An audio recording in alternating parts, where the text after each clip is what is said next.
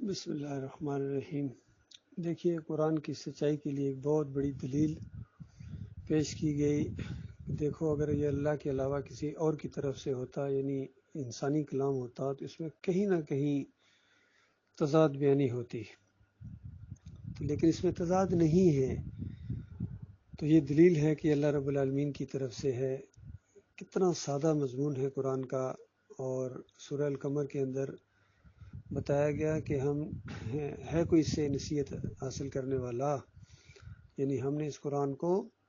نصیحت کے لیے آسان کر دیا ہے۔ اس کے ذریعے ایمان سیکھنا، عقیدہ سیکھنا، یہ بہت آسان ہے۔ یقین کیجیے، بہت آسان ہے۔ یہ جو بات چل رہی تھی، چاہے وہ سورہ البقرہ کی آیت ہو کہ کیف تکفرون باللہ وکنتم اموات، وہ والی، یا سورہ سجدہ میں جو بات آئی ہے کہ جہنمی کہیں گے کہ یا اللہ، تو نے ہمیں 2 زندگیاں دیں اور 2 موتیں دیں، ہم بالکل اقرار کرتے ہیں، اور اب یہاں سے جہنم سے نکلنے کا کوئی راستہ ہے؟ تو دیکھیے، ہر جگہ ایک ہی بات۔ اور یہاں سورہ المرسلات کے اندر بتایا گیا کہ یہ جو زمین ہے، یہ زندوں کی رہنے کی جگہ ہے، اور یا مردہ لاش کو یہ سمیٹتی ہے۔ یہ نہیں ہوتا ہے کہ وہ روح جو اوپر چلی جاتی ہے وہ مردہ ہوتی ہے، یہ نہیں یہاں کہا گیا۔ یہ زمین ہے، مردوں کو سمیٹنے کے لیے زمین بنائی گئی ہے۔ روح اگر مردہ ہوتی تو پھر اسی جگہ اس کو بھی دفن کیا جاتا۔ ایسا نہیں ہے، اس کو تو ہم تصور بھی نہیں کر سکتے وہ کیا چیز ہے، وہ ہمارے کنٹرول میں ہی نہیں ہے۔ تو یہ اس طرح سادہ سادہ ایمان عقیدے کی باتیں بیان کی گئی ہیں۔ دیکھیے، اس میں کوئی تضاد نہیں ہے اور سمجھ میں آنے والی چیز ہے، لیکن جس طریقے سے حضرت صاحب فرما رہے ہیں وہ تو عجیب و غریب ایک بحث انہوں نے چھیڑ دی ہے۔ اور دوسرا، محمد حنیف کے اوپر بھی چوٹ پڑتی ہے اس تضاد بیانی کی، کہ اس نے کس طریقے سے انبیاء کی دعوت ایک طرف، اور وہاں ایک جگہ نبیوں کا بالکل تضاد پیش کر دیا کہ نبی نے نبی کو سجدہ کیا۔ پورے قرآن میں گویا تضاد پیدا ہو گیا، کیونکہ قرآن میں تو انبیاء کی دعوت یہ دی گئی ہے کہ اللہ کے علاوہ وہ کسی سے ڈرتے نہیں ہیں، کسی کو پکارتے نہیں ہیں، کسی کا واسطہ وسیلہ نہیں دیتے، کسی کو رکوع اور سجدے نہیں کرتے ہیں۔ اور یہاں یہ بتایا گیا کہ یہ کرتے ہیں، تو پھر تو تضاد ہو گیا، قرآن کے اندر تضاد ہو گیا۔ انہوں نے قرآن کے اندر تضاد بیانی اور 2 پیغمبروں کو ہم نے سامنے کھڑا کر دیا۔ محمد حنیف صاحب کہتے ہیں وہ یعقوب علیہ السلام نے جو تعویل بتائی تھی، تعبیر بتائی تھی، وہ غلط ثابت ہو گئی، اور یوسف علیہ السلام کی سچی ثابت ہو گئی۔ اس طرح انہوں نے تضاد بیانیاں شروع کر دی۔ تو یہ سادہ سادہ قرآن کی دعوت کو نہیں مانتے ہیں، قرآن کو پیچھے کر کے اپنی چلاتے ہیں، ان کے لیے بتایا گیا وَيْلٌ يَوْمَئِذٍ لِّلْمُكَذِّبِينَ، تباہی ہے، تباہی ان کے لیے جو جھٹلانے والوں کے لیے، قرآن کی اس بات کو جھٹلاتے ہیں، اپنی چلاتے ہیں۔ دیکھو ان کا انجام اب کیا نکلنے والا ہے۔ کہا جائے گا حضرت صاحب انطلقوا الی ما کنتم بہ تکذبون، چلو اب اسی چیز کی طرف جسے تم جھٹلاتے تھے، نہیں مانتے تھے۔ قرآن کی سادہ سادہ بات تمہاری سمجھ میں نہیں آتی تھی، اپنے فلسفے جاڑتے تھے، مناظرہ بازی کے لیے، طول دینے کے لیے باتوں کو نئے نئے انداز سے پیش کرتے تھے۔ اللہ کی کتاب کو ایک دوسرے مضمون سے تضاد تم نے پیدا کر دیا تھا۔ انطلقوا الی ظل ذی ثلاث شعب، چلو اب اس دھوئیں کی طرف جس کے 3 بڑی شاخیں ہیں، اونچے اونچے دھوئیں چھائے ہوئے ہوں گے، اور اتنا بڑا گہرا وہ دھواں ہوگا، اور عام طور پر ایسے محسوس ہوتا ہے جس طرح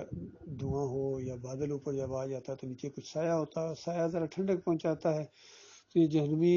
جب وہاں آگ اور گرمی کی وجہ سے، میدان محشر کی سختیوں کی وجہ سے وہاں کسی سائے کی تلاش میں ہوں گے تو دوڑ پڑیں گے، وہاں کے سائے کی طرف دوڑ پڑیں، تو وہاں جہنم کے اندر وہ سایہ ان کے اوپر ایسی ایسی بجلیاں گرائے گا، اور وہ آگ ایسی ایسی بڑی بڑی چنگاریاں اس کی ہیں، جب وہ بڑی بڑی پھٹیں گی، وہ جو بڑے بڑے محلوں کی طرح انگارے ہوں گے، جب وہاں پھٹیں گے اور جو چنگاری اس کے اندر سے نکلے گی، وہ بڑے بڑے جو زرد اونٹ ہوتے ہیں اس کے لیے اس کی طرح ہوں گے۔ تو اس منظر کے اندر دیکھو اللہ کے بندو،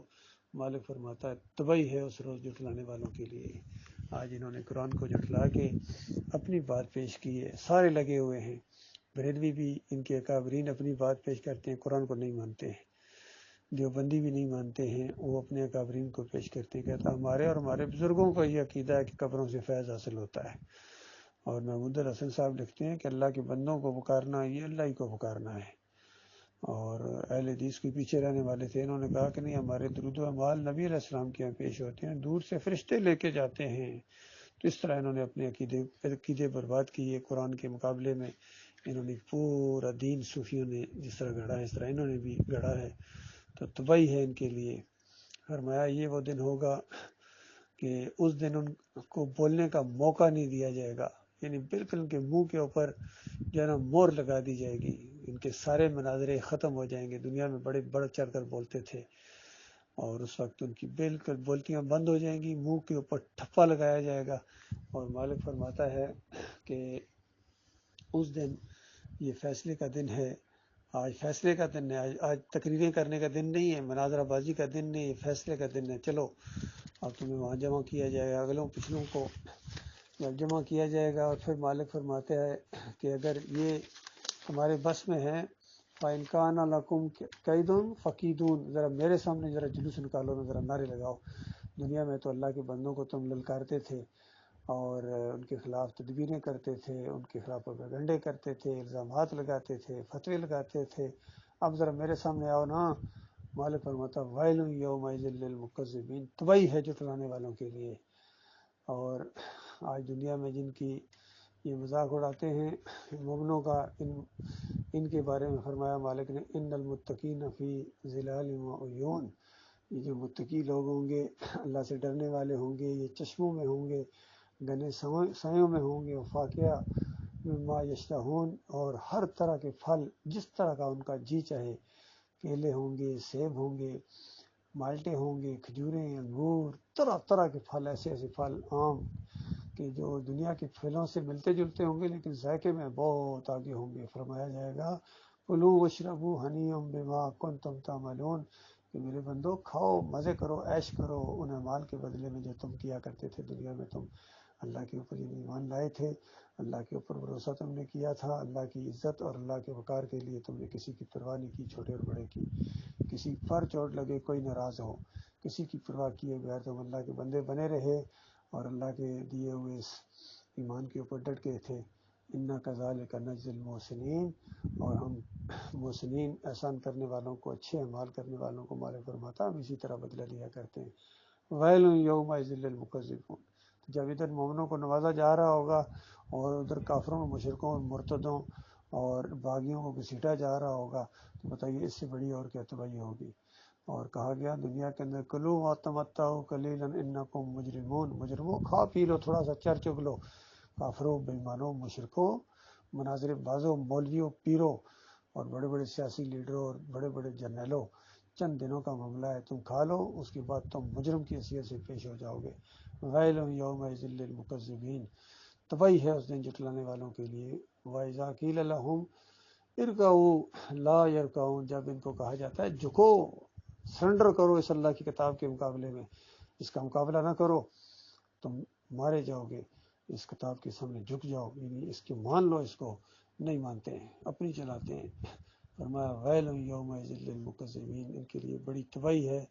فبأی حدیث بعدہ یؤمنون، اس کے بعد کس بات کے اوپر ایمان لاؤ گے، اس بات کے بعد، یعنی اس اللہ کی کتاب کے بعد کس چیز کے اوپر تم ایمان لاؤ گے؟ تو یہ یعنی جو کتاب اللہ نے اتاری ہے محمد صلی اللہ علیہ وآلہ وسلم کے اوپر، اور محمد صلی اللہ علیہ وآلہ وسلم نے جو اس کی تشریح کی ہے اور کھول کھول کے بیان کیا اور اس کے اوپر عمل کر کے دکھایا ہے، تو اس کے بعد اب پھر کہاں سے تم لے کے آؤ گے، کہاں سے کدھر سے تمہیں ہدایت ملے گی جب اللہ کی کتاب کو نہیں مانتے ہو، اللہ کی کتاب نبی علیہ السلام کی سنت کو تم نہیں مانتے ہو، اپنے اپنے فرشے گھڑے ہیں، تم نے اپنے اپنے عقیدے پیش کیے ہیں، اپنے اکابرین کا دفاع کیا ہے، تو پھر تو تمہیں ہدایت کہیں سے نہیں مل سکتی ہے۔ اللہ تعالیٰ کا لاکھ لاکھ شکر ہے، مالک نے ایمان خالص سمجھنے اور اس کے اوپر جم جانے کی توفیق عطا فرمائی، اور ایسا فہم اللہ نے عطا فرمایا، کہیں سے بھی اگر کوئی قرآن و حدیث کے خلاف عقیدہ سامنے آتا ہے بالکل وہ جس طرح ہوتے ہیں چھٹی حص کھڑی ہو جاتی ہے، اور اس کے بعد پوری طرح محسوس ہوتا ہے اس بندے نے کوئی گڑبڑ کی ہے، بڑے سے بڑا عالم ہو، یقین کیجیے جب صحیح جا رہا ہوتا ہے پوری طرح محسوس ہو رہا ہے صحیح جا رہا ہے، اور گڑبڑ جیسی کرتا ہے فوراً پتہ چل جاتا ہے، یقین کیجیے ہمارے ایک عام ساتھی کو بھی یہ چیز پتہ چل جاتی ہے، کئی ایسے ساتھی بالکل ایک لفظ پڑھے لکھے نہیں، یقین کیجیے ان کا اپنا نام ان کے سامنے رکھ دیا جائے وہ بھی جو ہے نہیں پڑھ سکتے ہیں، لیکن جس کبھی مولوی کی کوئی تقریر سامنے آئے سنتے ہیں، کہتے ہیں یہاں گڑبڑ کر رہا ہے، یہاں گڑبڑ، کیونکہ ایمان سمجھ میں آنے والی چیز ہے، ایمان کے مقابلے میں جو بھی چیز ہوگی فوراً محسوس ہو جائے گی۔